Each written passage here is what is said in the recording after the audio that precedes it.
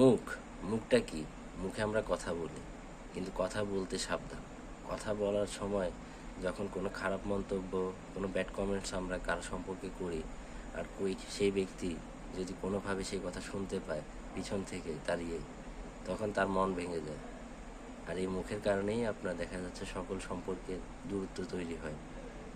সেটা আত্মীয়তার বন্ধন হতে পারে, বন্ধুত্বের সম্পর্ক হতে পারে, রক্তের সম্পর্ক হতে পারে, কর্পোরেট সম্পর্ক হতে পারে, যে কোনো সম্পর্ক।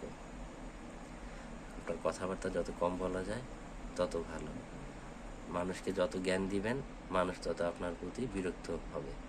কারণ আপনি মানুষকে ফ্রিতে জ্ঞান দিলে সেটাও কেউ গ্রহণ করে না। ফ্রি জিনিস আপনার মানুষ পছন্দ করে না।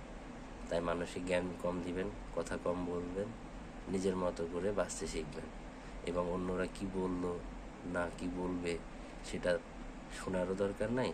আর বললেও এক কান দিয়ে ঢুকিয়ে আরেক কান দিয়ে বের করে দিবেন, তাহলে জীবনে সুখী হতে পারবেন। আর যদি এক কান দিয়ে ঢুকিয়ে আরেক কান দিয়ে বের করতে না পারেন, তাহলে নিজের মধ্যেও ক্ষতি, তার মধ্যেও ক্ষতি, আর এই ক্ষতিতে সম্পর্কে হবে দূরত্ব সৃষ্টি।